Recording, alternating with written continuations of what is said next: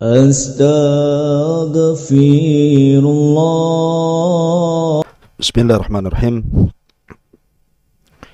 Assalamualaikum warahmatullahi wabarakatuh. Alhamdulillahi wassalatu wassalamu ala rasulillah wa ala alihi wa sahbihi wa mawalah wa la hawla wa la quwata illa billahi wa ba'du. Alhamdulillah, segala puja dan puji hanya milik Allah subhanahu wa ta'ala. Teriring salawat kepada Rasul kita, Nabi kita, Qudwah kita, Nabi besar Muhammad sallallahu alaihi wa ala alihi wasallam. Ma'asyiral muslimin wal muslimat, para pemirsa Kiswah dimanapun Anda berada.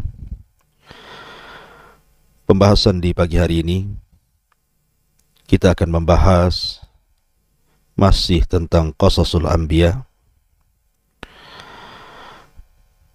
dan di pagi hari ini kita akan membahas tentang Ahsanal Qasasi, kisah terbaik dalam Al-Quran. Sebagaimana Allah subhanahu wa ta'ala berfirman dalam Al-Quranul Karim surah Yusuf ayat ketiga, Nahnu naqussu 'alaika ahsanal qasasi bima auhayna ilaika hadzal Qur'an wa in kunta min qablihi laminal ghafilin. Kami akan menceritakan kepadamu ya Muhammad kisah yang paling baik dalam Al-Qur'an, dengan mewahyukan Al-Qur'an ini kepadamu, dan sesungguhnya engkau sebelum itu termasuk orang-orang yang tidak mengetahui. Ma'asyiral muslimin yang dimuliakan Allah subhanahu wa ta'ala, para ulama ketika membahas tentang masalah Ahsanul Qasas, kisah terbaik dalam Al-Quranul Karim, terjadi khilaf para ulama. Dari seluruh kisah-kisah para nabi dan rasul itu, mana yang paling baik yang Allah ceritakan? Ada sebagian para ulama mengatakan bahwa kisah terbaik dalam Al-Quran itu kisahnya Nabi Musa alaihi salatu wassalam. Karena kisah Nabi Musa alaihi salatu wassalam itu hampir sebagian Al-Quran menceritakannya. Bahkan 136 ayat bicara tentang Nabi Musa. Berbeda dengan Ibrahim yang hanya disebutkan 69 ayat, atau Nabi Yusuf sendiri yang hanya dibicarakan dalam Al-Quran di 27 kali dalam ayat-ayat Al-Quran. Ada juga yang mengatakan bahwa kisah terbaik dalam Al-Quran itu adalah kisahnya Abuna, bapak kita, Adam alaihi salatu wassalam. Ada juga yang mengatakan bahwa kisah terbaik adalah kisah Ibrahim alaihi salatu wassalam, karena dia adalah Abul Anbiya, bapaknya para nabi. Tetapi berdasarkan zahir Al-Quran yang Allah subhanahu wa ta'ala katakan di awal tadi, saya katakan bahwa Ahsanul Qasas adalah kisah Nabi Allah Yusuf alaihi salatu wassalam. Secara umum kisah-kisah Al-Quran itu baik, karena terkadang di satu sisi, contohnya mungkin di kisah Nabi Musa disebutkan perkara yang tidak disebutkan di kisah Nabi Yusuf, ataupun di kisah Nabi Yusuf tidak ada di kisah Nabi Musa alaihi salatu wassalam. Walaupun mungkin ada kemiripan antara kisah Nabi Musa dengan kisah Nabi Yusuf alaihi salatu wassalam. Seperti umpamanya kemiripannya Nabi Musa alaihi salatu wassalam hidup di istana Fir'aun. Begitu juga Nabi Yusuf alaihi salatu wassalam juga sama hidup di istana Aziz, orang nomor 2 di Mesir. Kemudian juga di antara kemiripannya, Nabi Musa alaihi salatu wassalam kehilangan ibundanya, dan Nabi Yusuf alaihi salatu wassalam merasa kehilangan ayahnya. Artinya ada kemiripan, tetapi banyak juga perbedaannya. Sama dengan kisah Nabi kita Muhammad sallallahu alaihi wasallam dengan kisahnya Nabi Yusuf alaihi salatu wassalam. Ada kemiripan. Seperti Nabi Yusuf alaihi salatu wassalam dihasadi oleh saudara-saudaranya, dan Nabi sallallahu alaihi wasallam dihasadi oleh paman-pamannya. salah satunya Abu Lahab. Bahkan ketika Nabi Shallallahu Alaihi Wasallam membebaskan kota Mekah, kemudian Nabi Shallallahu Alaihi Wasallam berkhutbah di hadapan orang-orang Quraisy Mekah yang ketika itu sudah takluk di bawah kekuasaan Islam. Kata Nabi Shallallahu Alaihi Wasallam, "Ma tadhunnu anni fa'ilun bikum? Ma tadhunnu anni fa'ilun bikum?" Kira-kira apa yang kalian tahu? Apa yang aku lakukan kepada kalian? Maka mereka pun memuji Nabi Shallallahu Alaihi Wasallam yang sebelumnya mereka mencaci maki Rasul. Tapi ketika mereka sudah kalah perang, kemudian nasib mereka sudah di ujung tombak, tiba-tiba mereka mengatakan, "Akhun karim, tadhunnu anni fa'ilun bik." Engkau adalah orang yang baik, anak daripada orang yang baik. Persis seperti Nabi Shallallahu Alaihi Wasallam ditanya tentang manusia yang paling akram, yang paling mulia. Maka Nabi SAW menyebutkan Yusuf karena dia Al-Karim, Ibnil Karim, Ibnil Karim, Ibnil Karim. Dia orang baik, anak keturunan orang baik, dan keturunan orang baik, dan keturunan orang baik. Karena Yusuf alaihi salatu wassalam secara nasab itu luar biasa. Dia sendiri seorang nabi, ayahnya Yakub seorang nabi, kakeknya Ishak seorang nabi, kemudian kakek buyutnya seorang Nabi Ibrahim alaihi salatu wassalam. Makanya Rasul mengatakan Al-Karim, Ibnil Karim, Ibnil Karim, Ibnil Karim. Ma'asyiral muslimin yang dimuliakan Allah Subhanahu wa taala. Artinya Nabi Shallallahu Alaihi Wasallam ada kemiripan dengan kisah Nabi Yusuf alaihi salatu wassalam. Akan tetapi kenapa kemudian Nabi Yusuf alaihi salatu wassalam dikatakan di dalam Al-Quranul Karim, "Nahnu naqussu 'alaika ahsanal qasasi bima auhayna ilaika hadzal Qur'an wa in kunta min qablihi laminal ghafilin." Kami akan menceritakan kepadamu ya Muhammad kisah terbaik dalam Al-Quran dengan mewahyukan Al-Quran ini kepadamu, dan sungguh engkau sebelum ini termasuk orang-orang yang tidak mengetahuinya. Karena kalau kita melihat kisah Nabi Yusuf, nanti saya akan ceritakan, karena kisah ini panjang, tidak mungkin kita juga ceritakan dalam 1 atau 2 pertemuan. Tapi secara global, kisah Nabi Yusuf alaihi salatu wassalam itu mencakup semua lini kehidupan manusia. Dia bicara tentang pasar, bicara tentang penjara, bicara tentang kekuasaan, bicara tentang wanita, bicara tentang saudara, bicara tentang ayah, bicara tentang anak. Semua lini kehidupan manusia ada dalam kisah Nabi Yusuf alaihi salatu wassalam. Oleh karena itulah maka termasuk bicara mimpi. Makanya Allah Subhanahu wa taala mengatakan, kami akan kisahkan kepadamu ya Muhammad ahsanal qasas, kisah terbaik. Karena kisah ini syarat dengan pelajaran bagi kehidupan kita selama kita hidup di dunia. Semua terangkum dan tercakup dalam kisah Nabi Yusuf alaihi salatu wassalam. Ma'asyiral muslimin yang dimuliakan Allah Azza wa Jalla. Adapun dalam hadis-hadis Nabi sallallahu alaihi wasallam, Nabi sallallahu alaihi wasallam pernah berjumpa dengan Nabi Yusuf alaihi salatu wassalam dalam peristiwa besar yang disebut dengan Isra dan juga Mi'raj. Nabi dipertemukan Allah Subhanahu wa taala dengan Nabi Yusuf alaihi salatu wassalam. Makanya wajar kalau Nabi sallallahu alaihi wasallam bisa mensifati Yusuf bahwa dia memiliki syatru jamali Adam, memiliki separuh dari ketampanan Nabi Adam alaihi salatu wassalam. Walaupun sebagian ulama mengatakan bahwa Nabi pun diberikan separuh ketampanan Nabi Adam sebagaimana Yusuf diberikan separuh ketampanan Adam. Tetapi ketampanan Rasul tidak memfitnah wanita.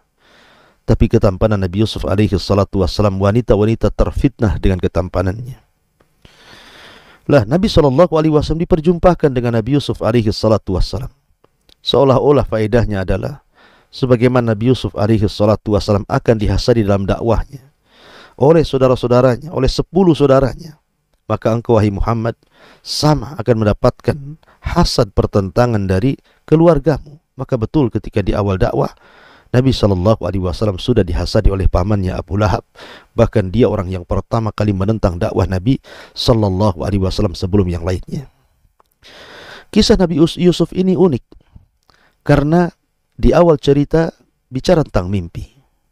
Di tengah cerita bicara tentang mimpi, dan di akhir cerita juga bicara tentang mimpi. Makanya wajar kalau ceritanya Nabi Yusuf alaihi salatu wassalam itu disebut ahsanul qasas, kisah terbaik di dalam Al-Quranul Karim. Bagaimana kisahnya? Ma'asyiral muslimin yang dimuliakan Allah subhanahu wa ta'ala, permulaan kisah Nabi Yusuf alaihi salatu wassalam itu dimulai dengan mimpi. Allah subhanahu wa ta'ala berfirman, idh qala Yusuf li abihi ya abati inni ra'aitu ahada asyara kawkaban wasyamsa wal qamara ra'aituhum li sajidin. Ingatlah ketika Nabi Yusuf alaihi salatu wassalam berkata kepada ayahnya. Siapa ayah Nabi Yusuf alaihi salatu wassalam? Yakub. Wahai ayahku, sesungguhnya aku bermimpi melihat 11 bintang, matahari dan juga rembulan. Kulihat semuanya mereka sujud kepadaku. Nabi Yakub alaihi salatu wassalam seorang nabi, dan melihat kondisi Nabi Yusuf alaihi salatu wassalam dan juga saudaranya Benyamin, muamalah keduanya dengan saudara-saudara yang lainnya. Dan Nabi Yusuf tahu, ataupun Nabi Yakub tahu bahwa saudara-saudaranya tidak suka dengan Nabi Yusuf. Sudah nampak hasadnya, ayahnya sudah tahu itu. Makanya karena sudah tahu Yakub bagaimana perlakuan saudara-saudaranya kepada Yusuf dan juga saudaranya Benyamin, maka dia katakan kepada Nabi Yusuf alaihi salatu wassalam, qala ya bunai la taqsus ru'yaka ala ikhwatika fayakidu laka kaida inna syaitan lil insani aduwwum mubin. Allah subhanahu wa ta'ala mengatakan, menggambarkan jawaban daripada Nabi Yakub alaihi salatu wassalam. Kata Yakub, wahai anakku, janganlah engkau ceritakan mimpimu ini kepada saudara-saudaramu. Mereka akan membuat tipu daya untuk membinasakan dirimu. Sungguh syaitan itu musuh yang sangat jelas bagi manusia. Ma'asyiral muslimin yang dimuliakan Allah subhanahu wa ta'ala, dari sini ada pelajaran. Kalimat ya bunai dan kalimat ya abati. Yusuf sudah tahu nama ayahnya Yakub, tetapi Yusuf tidak memanggil dengan namanya ya Yakub. Yakub sudah tahu namanya anaknya Yusuf, tapi tidak dipanggil ya Yusuf, tapi ya bunai, hai anakku. Maka di sini kita diajari adab dan akhlak, bagaimana muamalah orang tua kepada anak dan bagaimana muamalah anak kepada orang tua. Maka akhlak yang paling baik adalah birrul walidain, karena ini bagian daripada birrul walidain. Makanya Ibrahim alaihi salatu wassalam, walaupun ayahnya Azar itu seorang musyrik, keras kepala, tidak punya akhlak, tetapi Ibrahim alaihi salatu wassalam tetap menampakkan akhlaknya kepada orang tua dan mengatakan, ya abati lima ta'bud ma la yasma wa la yubsir wa la yughni anka syai'a. Wahai bapakku, kenapa kau menyembah Tuhan yang tidak melihat, mendengar dan tidak bermanfaat sedikit pun? Artinya bahwa sekejam apapun orang tua atau selembut apapun orang tua kepada kita, tetap kita harus menghormati orang tua. Maka Nabi Yusuf alaihi salatu wassalam sejak kecil sudah diajari akhlak oleh orang tuanya, bagaimana cara beradab kepada kedua orang tuanya. Maka harusnya setiap orang tua juga sama, ajari anak-anak kalian untuk beradab, kepada orang tuanya. Sebab kalau seandainya itu tidak lakukan, maka akan terjerumus kepada uququl walidain, durhaka kepada orang tua, naudzubillah. Ma'asyiral muslimin yang dimuliakan Allah subhanahu wa ta'ala. Kemudian juga di sini Yusuf alaihi salatu wassalam memulai ceritanya dengan mimpi. Dia mengatakan bahwa semalam aku bermimpi, wahai ayahku, melihat 11 bintang. Maksud 11 bintang di sini artinya 11 saudaranya. Kemudian matahari maksudnya bapaknya. Kemudian bulan maksudnya ibunya. Semuanya sujud kepadaku. Lah, ayahnya sudah tahu bahwa ini bukan mimpi biasa. Karena tidak mungkin Yusuf itu masih kecil, masih belum balik, kemudian bermimpi seperti itu. Dan Yakub seorang nabi, diwahyukan kepadanya bahwa dalam mimpi itu akan ada sesuatu yang terjadi kepada Nabi Yusuf alaihi salatu wassalam. Dan dalam Islam mimpi itu terbagi menjadi 3. Ada mimpi datang dari Allah, ada mimpi datang dari syaitan, dan ada yang mimpi itu adalah bisikan hati. Dan mimpi datang dari Allah semua baik, dan mimpinya seorang nabi adalah wahyu. Adapun mimpi dari syaitan adalah mimpi buruk, maka kita disunahkan untuk ta'awud dan meludah 3 kali ke arah kiri. Adapun mimpi karena bisikan hati, itulah bunga-bunga tidur. Terkadang apa yang kita lakukan di masa kita tidak tidur, atau masalah-masalah yang kita hadapi saat kita belum tidur, tiba-tiba terbawa mimpi. Ma'asyiral muslimin yang dimuliakan Allah Azza wa Jalla, akan tetapi mimpi tidaklah bisa dijadikan hujjah. Mimpi tetap mimpi, kecuali mimpinya para nabi. Karena mimpinya para nabi sekali lagi adalah wahyu dari Allah Subhanahu wa ta'ala. Tapi kalau seandainya Anda bermimpi dan mimpi itu baik, maka silakan ceritakan. Semoga ditakwilkan dengan takwil yang baik dan akan menjadi sebuah kenyataan dan diaminkan oleh para malaikat. Ma'asyiral muslimin yang dimuliakan Allah Azza wa Jalla. Setelah itu, maka Nabi Allah Ayyub alaihi salatu wassalam berusaha untuk menjaga Nabi Yusuf. Kemudian juga di sini ada pelajaran bagi Anda yang berpoligami. Nabi Ayyub alaihi salatu wassalam itu memiliki 4 wanita, 4 istri. Dan dari 4 istri ini lahir 12 keturunannya. Lah dari 12 keturunannya ini, yang paling muda, yang paling bungsu adalah Yusuf dan Binyamin, yang satu ibu dari Rahil, istri daripada Yakub alaihi salatu wassalam. Adapun yang 10 saudaranya lahir dari 3 istrinya yang lainnya. Artinya Nabi Yusuf dan Binyamin itu paling kecil, paling bungsu. Itu pun jaraknya sangat jauh sekali dengan saudara-saudaranya ini. Lah Allah Subhanahu wa ta'ala takdirkan Rahil, ibunda Nabi Yusuf alaihi salatu wassalam, dan juga ibunda Binyamin ini meninggal dunia. Sementara ibunya adalah wanita yang paling dicintai Yakub dibandingkan istri-istri yang lainnya. Nabi Yakub tentu sangat adil ketika berpoligami.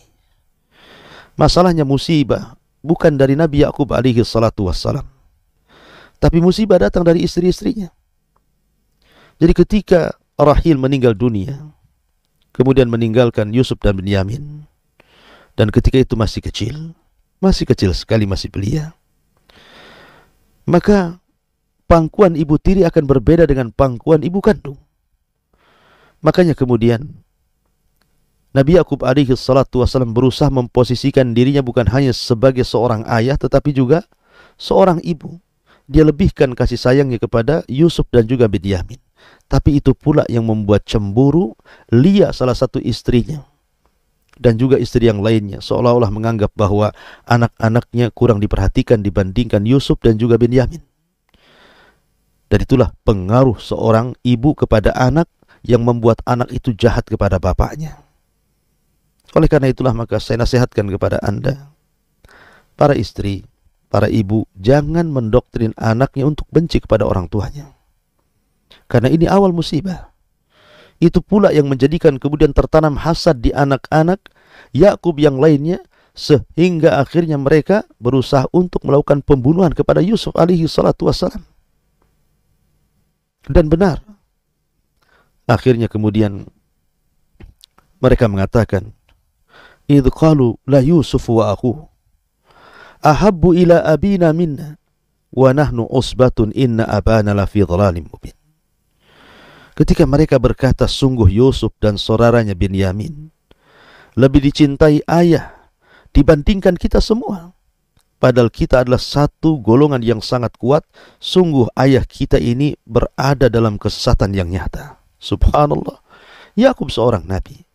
Pantaskah seorang anak mengatakan seperti itu kepada ayahnya, apalagi seorang nabi? Ayahnya seorang nabi, Yakub alaihi salatu wassalam, disesat-sesatkan oleh putranya hanya karena kecemburuan Yakub melebihi kasih sayang kepada Yusuf. Itu pun ada alasannya, karena Yusuf anak yatim. Yusuf itu sudah tidak memiliki orang tua lagi, tidak memiliki ibu lagi, sehingga Yakub memposisikan dirinya selaku ayah dan juga ibu.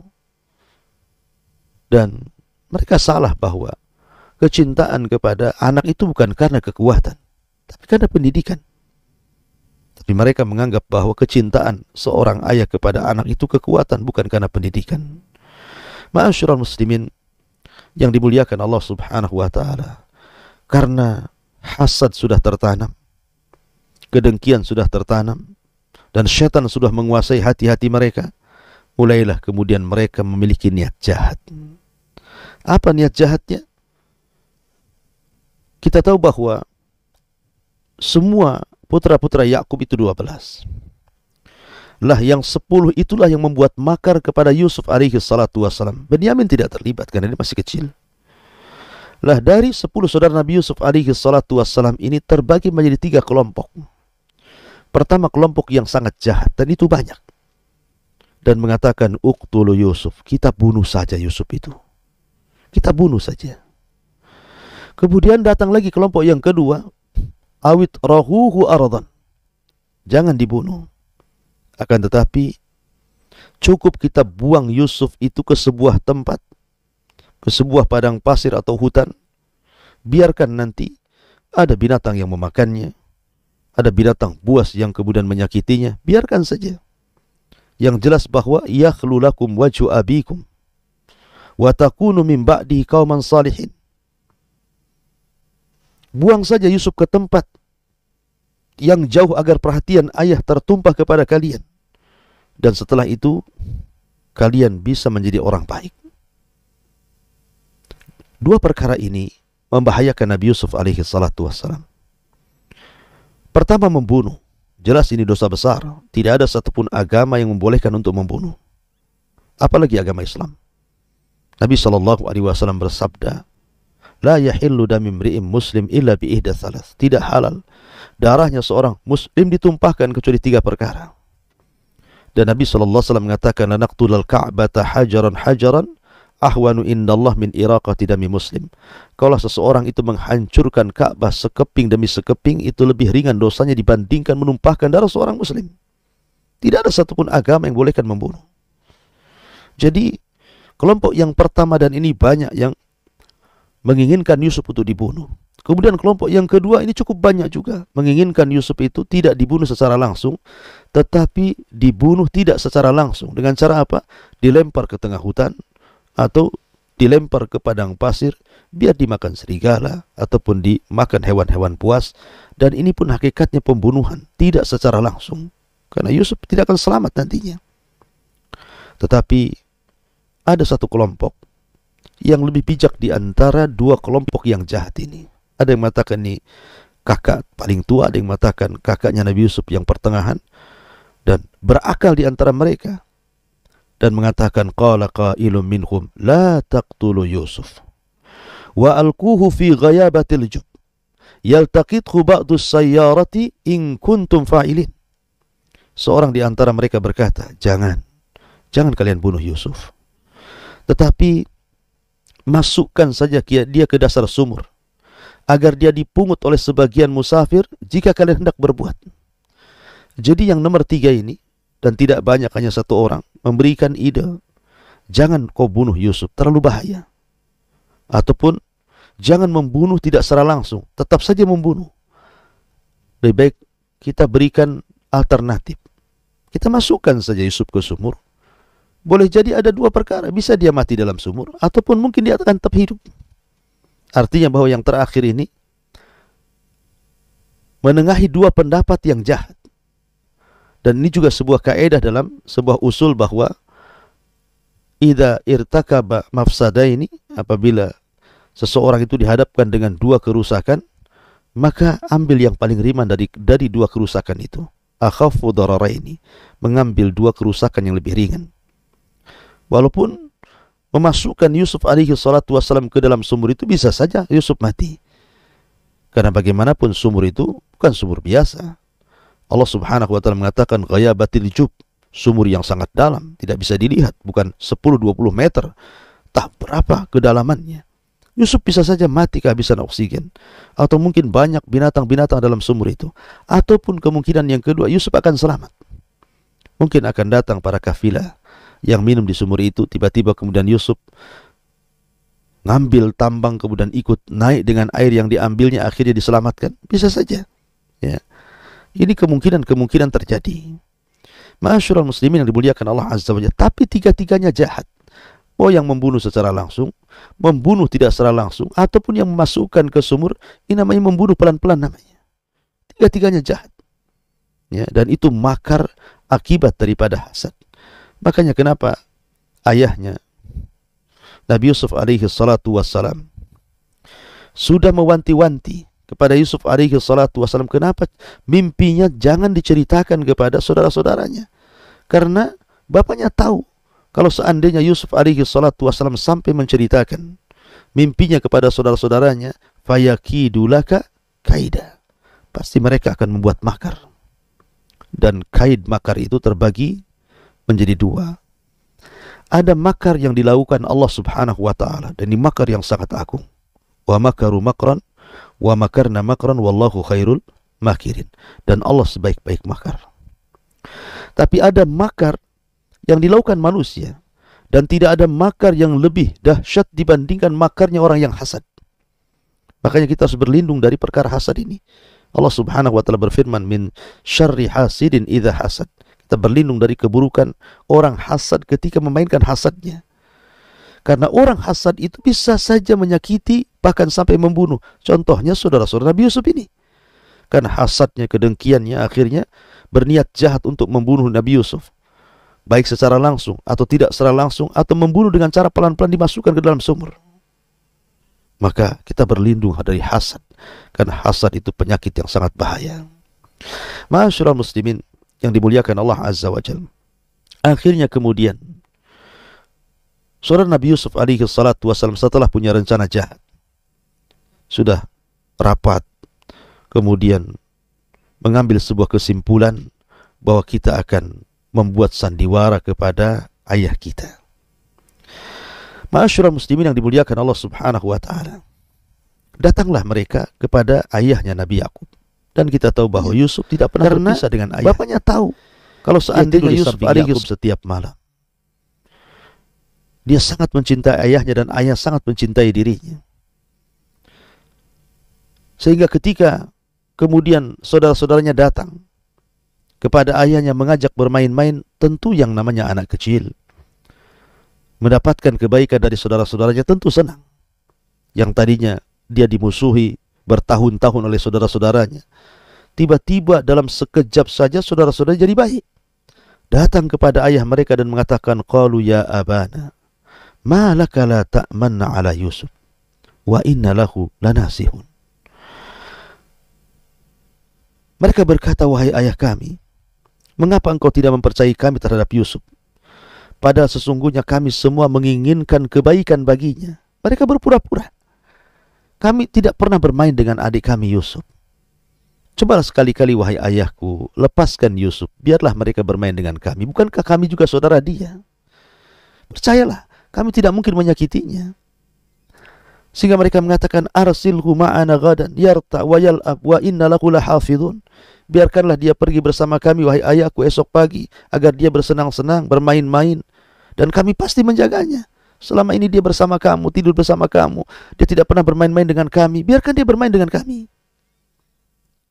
Ma'asyiral muslimin, Yakub itu tahu sifat anak-anaknya. Tidak mungkin orang tidak paham sifat anaknya. Seorang bapak itu paham sifat anaknya satu persatu. Makanya kemudian Yakub alaihi salatu wassalam berkata, qala inni la yahzunani an tadhhabu bihi wa akhafu an ya'kulahu dhi'bu wa antum anhu ghafilun. Kata ayahnya, sungguh kepergian kalian bersama Yusuf sangat menyedihkan diriku. Ya, karena memang Yakub tidak pernah berpisah satu rumah dengan Yusuf. Satu ranjang, satu kasur, tidur bersama Yusuf. Karena tahu bahwa Yusuf ini anak kecil. Orang tuanya sudah meninggal, ibunya sudah meninggal. Dia perlu kasih sayang, makanya Yakub alaihi salatu wassalam tidak pernah berpisah dengan Yusuf kecil. Sehingga Nabi Yakub mengatakan, sungguh kepergian kalian semua bersama Yusuf sangat menyedihkan diriku.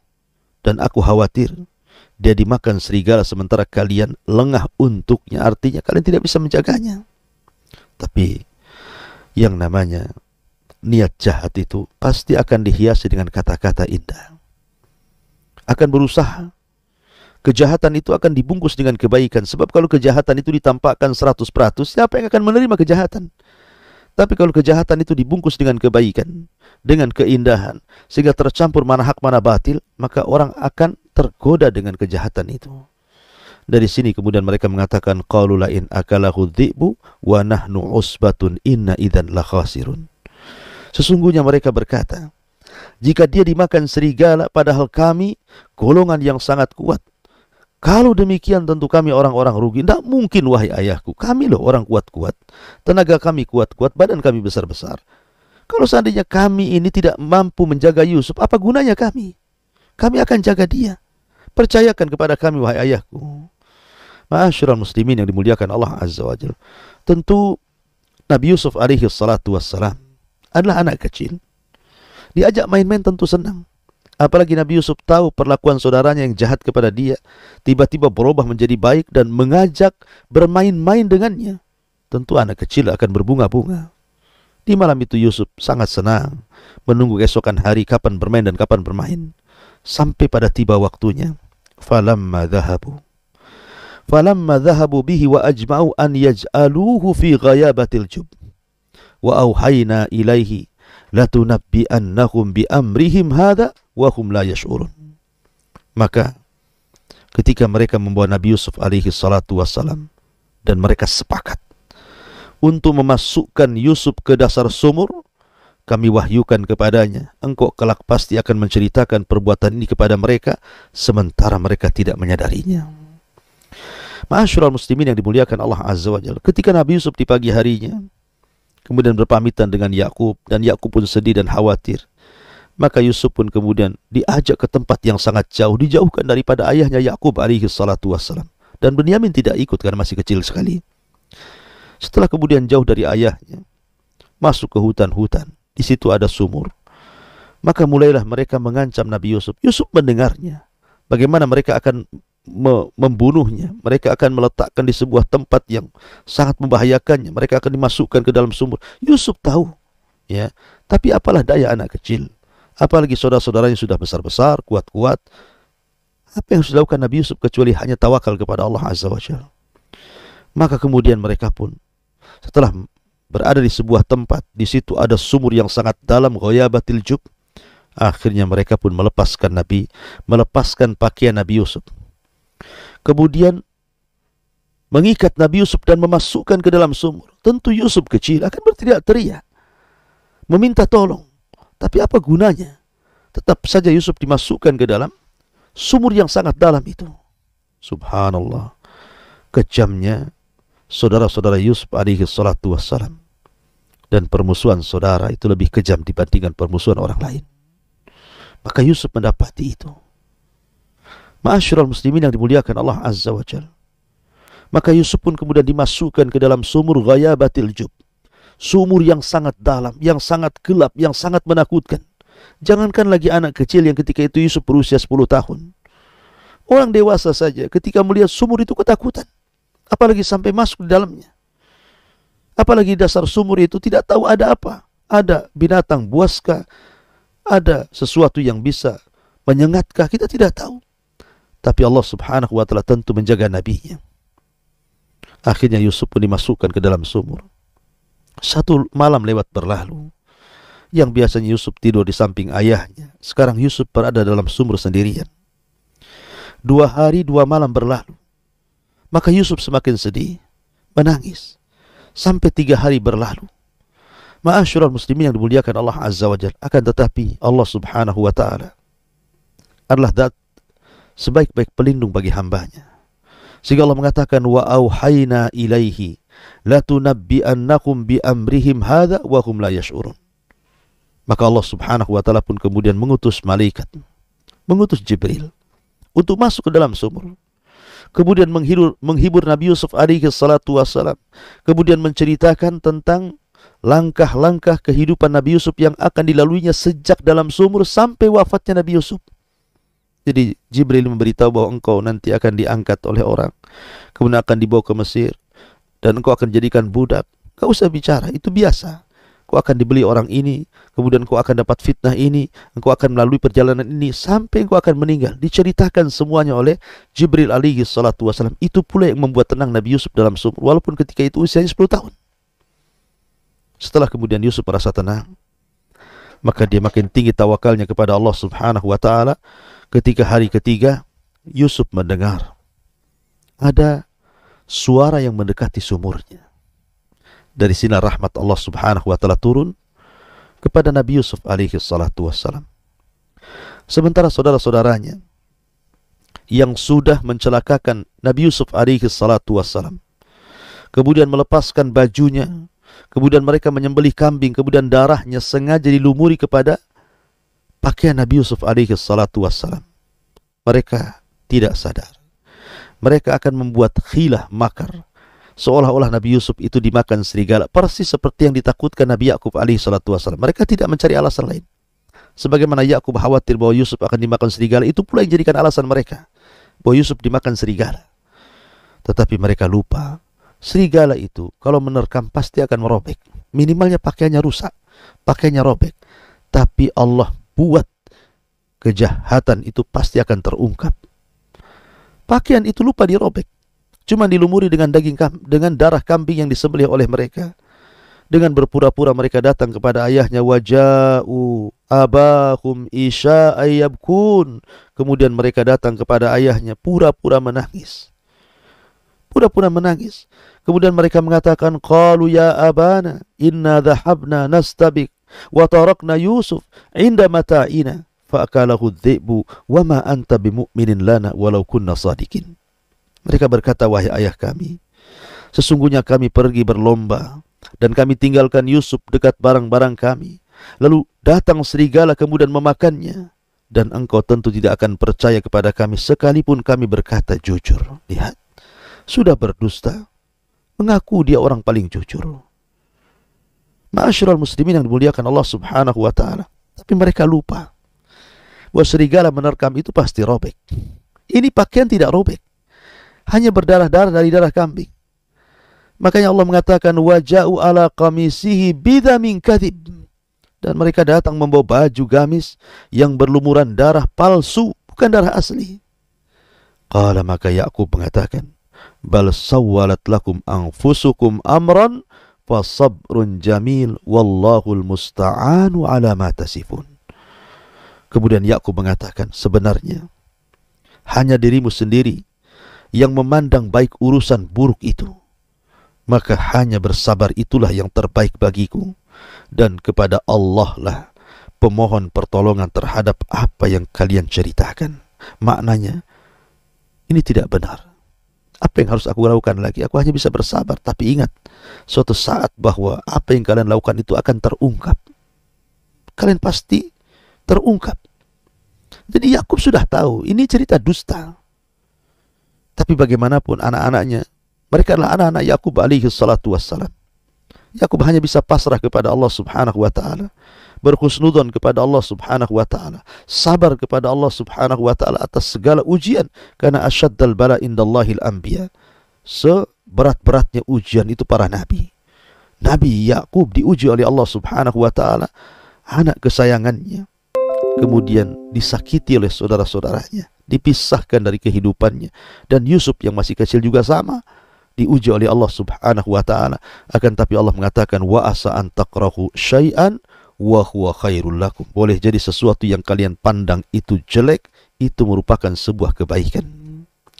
Ma'asyiral muslimin yang dimuliakan Allah Subhanahu wa taala, kembali ke kisah Yusuf dalam sumur.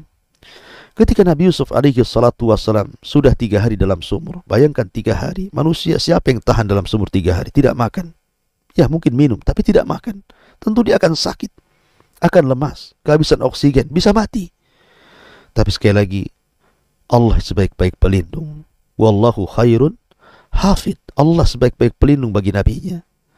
Waja'at sayyaratun fa'arsalu waridahum fa'adna dalwa.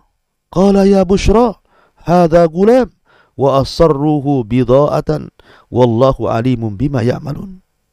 Dan datanglah sekelompok musafir, para pedagang. Mereka menyuruh seseorang untuk mengambil air di sumur itu. Ingat, Yusuf sudah tahu bahwa Sebentar lagi akan datang orang mengambil dirinya. Dari mana? Dari Jibril alaihi salatu wassalam. Maka dia tenang saja. Seolah-olah kemudian Jibril mengatakan, nanti sebentar lagi akan ada tali. Kalau ada tali, peganglah. Jangan kau lepaskan, nanti kau akan diambil orang. Ya. Maka datanglah sekelompok musafir. Mereka menyuruh seseorang mengambil air.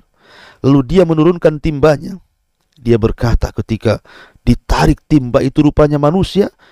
Tiba-tiba orang yang mengambil air mengatakan, ya Bushra, hadha gulam. Dia mengatakan, oh senangnya, ini ada seorang anak muda, anak yang sangat indah, anak yang sangat tampan, anak yang sangat baik. Wa asarruhu bidha'atan, wallahu alimun bima ya'malun. Kemudian mereka pun menyembunyikannya di sebagian barang-barang dagangannya, dan Allah Maha mengetahui apa yang akan mereka lakukan.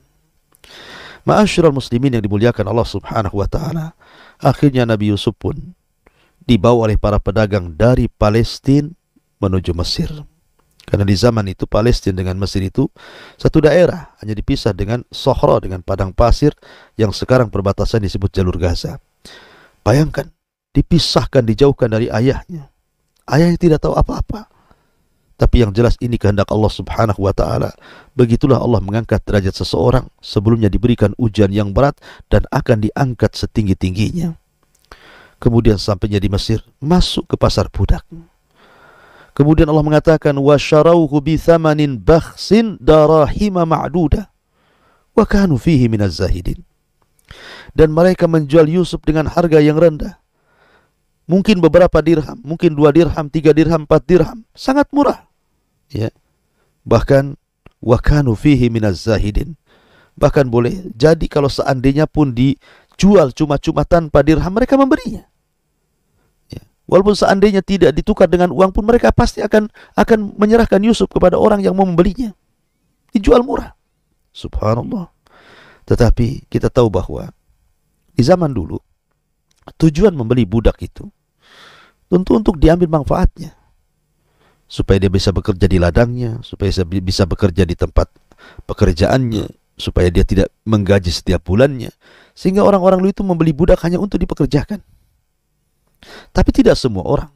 Seperti Abu Bakar Siddiq radhiyallahu an, ketika memerdekakan Bilal ibn Rabah, Zunairah, kemudian beberapa budak yang dimerdekakan Abu Bakar Siddiq radhiyallahu an.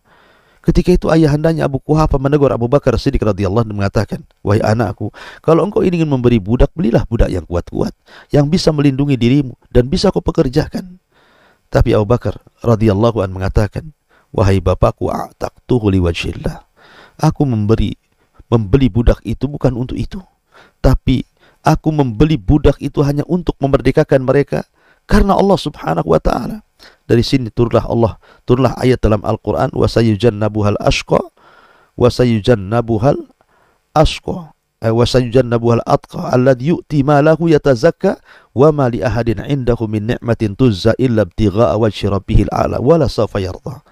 Dan Allah akan menjauhkan Abu Bakar dari neraka, yang sudah menafkahkan seluruh hartanya untuk memerdekakan budak-budak, dan kelak dia akan mendapatkan dan Allah akan ridho kepadanya. Maka tidak semua orang yang membeli budak itu diperuntukkan untuk itu. Lah, termasuk juga Nabi Yusuf. Yang membeli Nabi Yusuf ini bukan untuk dipekerjakan. Tapi rupanya yang membeli Nabi Yusuf ini seorang Azizu Misr. Orang nomor 2-nya Mesir. Setelah raja. Setelah raja, dia orang nomor 2-nya. Ya tentu orang nomor 2 satu Mesir. Bukan orang biasa. Tentu orang yang sangat dihormati. Rumahnya besar, kekayaannya banyak, tempat tinggalnya layak gitu kan. Dan ketika itu Allah takdirkan memang dia tidak punya keturunan. Tidak punya keturunan. Ada yang mengatakan dia inin, ya, maksudnya tidak bisa menyenangkan istrinya. Tidak punya keturunan. Maka istrinya karena sayang dengan suaminya, ingin memuliakannya, maka dia mengatakan kepada suaminya, belilah budak untuk kita angkat menjadi anak angkat. Akhirnya kemudian keduanya datang ke pasar budak. Tiba-tiba Allah Subhanahu wa ta'ala arahkan mereka ke anak yang masih kecil, putih, tampan, ganteng, bagus, ya kan, lembut. Tiba-tiba kemudian mereka datang kepada orang yang membawa Nabi Yusuf dari sumber itu, kemudian membelinya. Subhanallah. Disinilah permulaan kehidupan Yusuf alaihi salatu wassalam berupa. Bagaimana kisahnya? Bagaimana kisah Nabi Yusuf setelah dibeli oleh Imra'atu Aziz, kemudian tinggal di istana? Apa yang terjadi? Maka kisah ini masih ada beberapa pertemuan karena juga waktu yang sangat singkat. Insyaallah kita lanjutkan dalam kesempatan. Mudah-mudahan ada manfaatnya dan kita bisa mengambil ibrah pelajaran dari kisah yang singkat ini. Saya kembalikan kepada moderator. Boleh jadi ada yang bertanya, silahkan di antara para pemirsa yang bertanya. Baik Ustaz, jazakallah khair atas penyampaiannya. Ada 2 pertanyaan yang masuk Ustaz. Ya. Yang pertama, apakah hukum melaknat atau mengutuk pihak yang pantas untuk dilaknat? Apakah perbuatan demikian diperbolehkan menurut ulama salaf? Syukran. Ya, alhamdulillah. Melaknat boleh-boleh saja. Tapi karena kalau orang yang dilaknat itu memang Allah dan Rasulnya melaknatnya. Seperti umpamanya mengatakan kalimat kafir kepada orang yang Allah dan Rasulnya mengkafirkannya, maka kita boleh. Seperti ketika Al-Quran mengatakan laqad kafara alladhina qalu innallaha huwal masih ibnu Maryam. Sungguh telah kufur orang yang mengatakan Allah adalah Isa bin Maryam. Atau laqad kafara alladhina qalu innallaha thalith thalatha. Sungguh telah kufur orang yang mengatakan bahwa Allah itu satu di antara 3 Tuhan. Allah katakan orang-orang Nasrani kafir dalam Quran. Kemudian juga orang-orang Yahudi Allah kafirkan. Maka ketika Allah mengkafirkan orang Nasrani, ketika Allah kafirkan orang Yahudi, maka kita katakan Yahudi kafir, Nasrani kafir. Apa masalahnya? Ya. Tapi ingat, hanya yang dikafirkan Allah saja dan Rasulnya kita kafirkan. Tapi kalau Allah tidak mengkafirkannya, jangan kemudian dikufar-kafirkan. Atau Rasul tidak mengkafirkannya, kita pula mengkafirkannya. Maka tidak boleh. Sama dengan melaknat. Kalau Allah melaknatnya, kita laknat. Kalau Rasul melaknatnya, kita laknat. Tapi Allah dan Rasul tidak melaknat, jangan pula kita laknat dia. Jadi laknat melaknat ini ya kembali kepada laknatan Allah dan juga Nabi sallallahu alaihi wasallam. Walaupun asalnya seseorang itu dilarang untuk melaknat, karena ketika ada seorang Yahudi datang kepada Nabi sallallahu alaihi wasallam kemudian mencaci maki Rasul dengan merubah salam. Harusnya kan assalamualaikum, tapi Yahudi ini mengatakan assalamualaikum. Beda assalamualaikum dengan assalamualaikum. Assalamualaikum itu arti keselamatan. Assalamualaikum semoga terjadi kebinasaan. Maka Rasulullah mengatakan wa alaika, kamu saja yang binasa.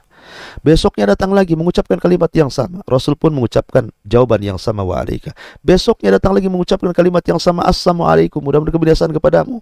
Ya Muhammad, Rasul mengatakan wa alaika, kau saja. Aisyah ini geram. Akhirnya ketika yang ketiga kalinya dia mengucapkan assalamualaikum, maka Aisyah kemudian menjawab assalamualaikum. Ya, wa la'natullahi alaikum wa ghadabuhu alaikum ya ikhwanal khanazir ya ikhwanal qiradata wal khanazir. Kata Aisyah radhiyallahu anha, karena sudah tak tahan dia kan, suaminya nabinya dicaci maki seperti itu. Aisyah pun angkat bicara. Dia yang sekarang jawab salam. Ketika Yahudi ini mengucapkan salam kepada Rasul assalamualaikum, kata Aisyah, mudah-mudahan kau yang celaka, kau yang dilaknat, kau yang dikutuk, wahai saudara-saudara kera dan babi. Maka Nabi SAW ketika Aisyah menjawab dengan jawaban yang berlebihan, mencaci maki gitu kan, karena wajar Aisyah sudah gak tahan itu ya. Maka Nabi SAW mengatakan, ya Aisyah, Allah tidak senang al-fuhsyu wa tafahush. Allah tidak senang orang yang mengucapkan kalimat-kalimat kotor. Sudah biarkan saja dia ngomong apa aja, terserah gitu maksudnya. Jadi intinya bahwa laknat melaknat itu sebaiknya tidak lakukan. Tapi kalau harus kita laknat, maka laknatlah apa yang Allah laknat ataupun yang Rasul laknat. Allahu a'lam. Baik Ustaz. Pertanyaan selanjutnya. Assalamualaikum warahmatullahi wabarakatuh. Waalaikumsalam. Saya ingin bertanya, apa yang harus dilakukan jika seorang diberi amanah tetapi tidak sanggup untuk melaksanakannya atau akan membahayakannya? Syukran Ustaz. Ya sudah, alhamdulillah. Di antara tanda-tanda kiamat, tanda-tanda akan terjadinya atau dekatnya hari kiamat, Nabi SAW mengatakan bahwa akan datang sanawatun khadda'at, tahun-tahun banyaknya berita hoax, banyaknya kedustaan, banyaknya penipuan, sehingga yusaddaqu fiha al-kadhib wa yukadzabu fiha as-sadiq wa yu'tamanu fiha al-kha'in wa yukhawanu fiha al-amin wa yantiqu biha ruwaibidah, di mana orang-orang jujur dianggap pendusta dan orang-orang dusta pula dianggap jujur. Orang-orang khianat dianggap orang yang bisa dipercaya, dan orang yang bisa dipercaya kemudian dituduh pengkhianat. Artinya bahwa masa-masa ini akan datang, ya. Masa-masa orang-orang yang ketika diberikan jabatan dia sanggup tidak mampu, dia sudah tahu kemampuan dirinya, tapi masih juga dia tidak mau berubah. Contoh umpamanya dalam dunia pekerjaan, umpamanya Anda tukang bangunan, Anda ditawari pekerjaan, kata yang punya rumah, bisa nggak kamu mengerjakan ini dalam tempo 2 minggu? Sebenarnya dia punya skill untuk itu, tapi dia kan tahu kemampuannya. Ini nggak mungkin 2 minggu saya bisa kerjakan, ya, apalagi sendirian. Ya. Tiba-tiba kemudian dia main sanggup saja. Oh, saya sanggup. Ya. Main sanggup saja. Sudah tahu dia planning dia tidak sanggup, tapi dia katakan saya sanggup. Ini dusta. Ini 2 dosanya. Pertama, dia berdusta. Yang kedua, dia tidak aman dengan amanah orang. Dia mengkhianati amanah orang. Ya, kalau yang seperti ini, katakan saja saya tidak sanggup. Ya, kalau mau 2 minggu, carilah orang lain yang lebih sanggup. Harus seperti itu. Ya, kan di zaman sekarang ini bukan skillnya, bukan bidangnya, tapi dia merasa di bidang itu. Maka ini bisa mencelakakan, karena Rasul yang mengatakan idza wusidal amru ila ghairi ahli fantadiri sa'ah. Kalau perkara itu dibidangi oleh orang yang bukan bidangnya, tunggu kehancurannya. Ya, tunggu kerusakannya. Oleh karena itulah, maka kalau Anda memang tidak merasa sanggup untuk memikul amanah, kalau Anda seorang pemimpin, mundur. Ya, biar yang lain yang maju. Kalau Anda tidak sanggup mengerjakan sesuatu, mundur, biar orang lain yang mengerjakannya. Ya, karena bagaimanapun jangan sampai kemudian terjerumus pada pengkhianatan terhadap janji, apalagi sampai kemudian memudarkan amanah orang. Karena seorang muslim itu adalah orang yang memegang amanah. Dan tanda-tanda munafik itu orang yang kemudian mereka tidak pernah memegang amanah manusia.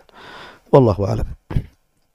Sekira untuk kajian di pagi hari ini kita cukupkan sampai di sini. Mudah-mudahan di lain kesempatan kita bisa lanjutkan kisah Nabi Allah Yusuf alaihi salatu wassalam. Subhanakallah bihamdika asyhadu an la ilaha illa anta astaghfiruka wa atubu ilaik. Allahu ta'ala alam. Assalamualaikum warahmatullahi wabarakatuh.